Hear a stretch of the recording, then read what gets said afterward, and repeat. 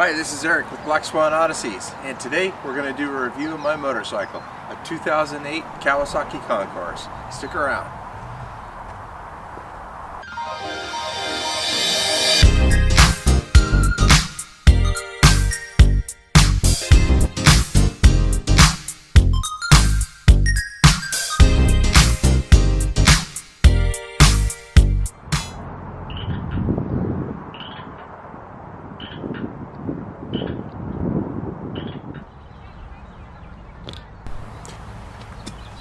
Springtime is finally here in the Northwest. After 6+ months of rainy, wet weather, we're finally to see dry roads and blue skies. I always wanted to do a review of my motorcycle, my 2008 Concours 14. I've had this bike since 2010. I bought it used with 1,500 miles on it and an extended warranty, Yahoo. Since then, put on approximately 43,000 miles on the bike and have thoroughly enjoyed the bike. So let's start with the bike, going from the front to the rear. First of all, in 2007-2008, Kawasaki completely redesigned the Concours. The original Concours was the Concours 10, which was a platform with a motor platform of the ZX 1000. The new Concours 14 shares the same motor platform as the ZX 14. The years of ZX 14 from approximately 2006 to 2011, it had the same motor as that bike. Both motors put out 157 horsepower with the crank. The other thing that the Concours 14 picked up from its cousin was the inverted front forks. And from there on, it was a whole new bike. They went to ABS brakes with floating discs, and interestingly enough, when the first bike in 2008 came with the option of ABS, and after I think about 2010-2011 models, it was standard on the bikes, and then they had a couple other different ride computer modes that were added to the bike too. So the bike as I ride is pretty much stock. It's got the stock tailpipe with some modifications to it. Some of the aftermarket things that I put on the bike is a taller windshield. It's the Kawasaki stock windshield, which you can't purchase anymore for this bike. Kawasaki doesn't sell it. This windshield is about 3 inches wider and about 2 inches taller than the stock windshield. As far as lights, swapped out my clearance lights and my headlights with LEDs. Really found that was a big improvement. One thing with the LED lights, because of the heat sink devices at the end of the bulbs, it won't fit over the rubber rain guard, so your headlight assemblies are not watertight. This bike came purchased the Corbin saddles. They're okay. They're kind of a bit hard for long distance rides, and thus you'll see that I've got an Airhawk saddle right on top of that. Both saddles are individually heated, controlled. I'm currently running the Michelin Pilot Road 5s on the bike, and I've had, prior to that, different tires. I've had the Pilot 3s and 4s. All of them have been really great tires. I've also ran the Metzler tires on it, which were a good tire too. As a matter of fact, it was probably one of the most confident riding tires. Very sticky, but it was a single compound tire, and the tire wore out rapidly. I don't think I got 4,000 miles on the rear tire before I had to replace it. So the pros and cons, what I like about the bike: horsepower, plenty of horsepower. Loaded or unloaded, the bike, it just goes. It handles very well at high speeds. The brakes are fabulous. To lock up the brakes solid, you only need 2 fingers. Lots of feel through the forks and the tires. ABS brakes, I couldn't imagine this bike without ABS brakes. Because of its sheer weight and mass, it's very easy to lock up the rear wheel brake. Several times during the riding season, I'll get into the ABS on the rear brake. Not on purpose, but it happens. Front brakes, obviously a lot harder to get into ABS, but just because you're loading that tire, so there's a lot less slippage. But it's a great road safety piece for riding in inclement weather. What else? Very comfortable bike for riding 2-up. Like I said, the bike just easily handles the weight. The riding position is, I would say, good, not great. One thing you'll notice I did is I put 2-inch risers on the handlebars to change my riding position to a little bit more upright. I found this for long-term rides increased the comfort for me, and the big advantage I learned is in low-speed handling, like in parking lots, having that upright position made to work this bike through corners and turning at low speeds. Jerky throttle, that's probably the other point where I find that this bike to be a negative point.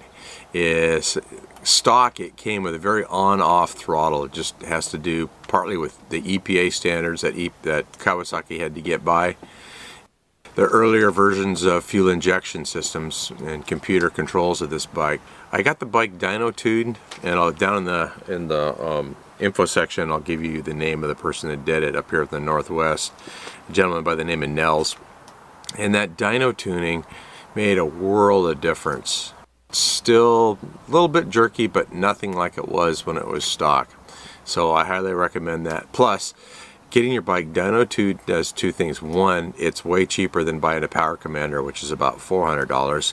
The dyno tune I paid for was $125. The next thing is when you dyno tune your bike, it's custom to that bike, the settings, where the Power Commander comes with canned settings for the particular model, but not specific to that bike. So I found that was one thing that was a big advantage. Let's see what else. Talked about the stock saddle. Let's talk about the Airhawk seat pad. Purchased this through CycleGear. A little thumbs up for CycleGear. It's actually an air pad. Works very well. Probably the biggest tendency I notice with people is they overinflate their pad and you don't get the comfort. You want to keep it fairly deflated, just enough to raise you up off the saddle. This is a sport tour bike.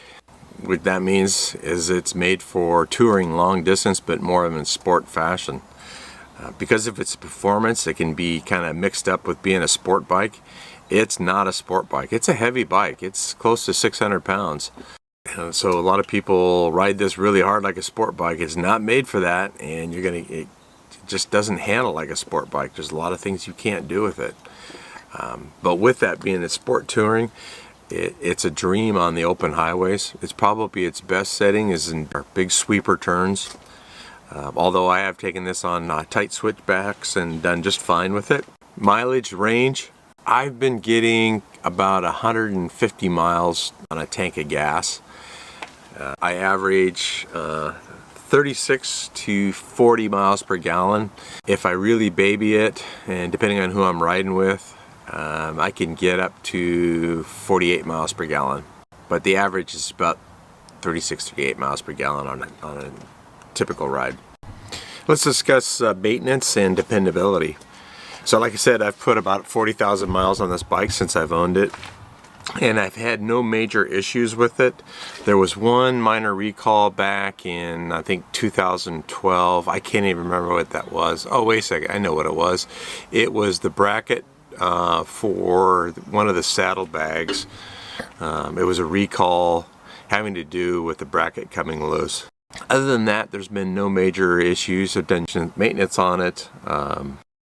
I keep my oil changes right at the 3,000 to 4,000 mark. Probably I don't need to do it quite that much because I'm running synthetic, but better safe than sorry, cheaper. I've had the brakes done several times. I've used both metallic and organic brake pads.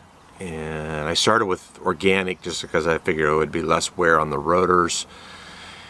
Come after research and just practicing and my own riding style, I found that wasn't necessarily true, and the metallic brake pads work better in inclement weather and rain and so forth. So that's what I'm running now currently.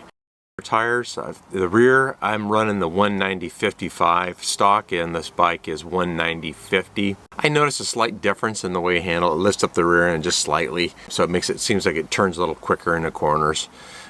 My own preference, I don't know if it really matters that much. Suspension levels is stock. Oh, we were talking about maintenance. So one thing I did have, I developed an oil leak on the top end around the valve cover gaskets. That has been kind of a pain. It's really difficult to seal. I'm going to take it back into the shop or the spring to see if they can seal up that oil leak. It's a real minor oil leak, but after the bike's been running, you've been riding it for the day, when you shut it off and then start it up the next day, you'll get a burning oil smell from just burning off the residue oil on the side of the cylinders. No other issues with this bike though. It's been just a fabulous 40,000 miles, and like I said, no major issues. The 40,000 mile valve check. So to do the valve check, you have to tear the whole bike apart to get to the top end of the engine. It's a real pain. And I talked with a local mechanic, and he networked with Kawasaki mechanic dealerships, and one thing they found is you could do a compression check to check your valve clearances and settings, and that was an easy way past that, and so I did that, and that seemed to work quite well. So all in all, this has been a great bike. It's made for sport touring, and that's what I use it for both long-term and also daily commutes. Handles very well on open highways, and it's just a pleasure to ride on twisty turns. I would recommend this bike for that, for anybody who likes a sport tour and that style of riding in that position. Couldn't get a better bike for the price. If you're looking for an older model for the 2008, I recommend it. It was a great year. The 2008 model doesn't have the bells and whistles that the newer models have with various computer controlled riding modes. Something else this bike has that I forgot to mention is it has the K-Pass, the keyless entry. So basically you have a key fob to turn on the ignition. It does have a key lock, but to engage the key lock all the way and take the key out, you have to have the key fob to initiate, to turn the ignition lock. So what's the point? So there it is. There's my bike, Kawasaki Concours 2008 with ABS brakes. Hope you enjoyed this review. If you do, please give me a thumbs up. And in the comment sections, if you have a 2008, I'd like to hear your feelings about your bike. And we'll see you on the next ride. Take care.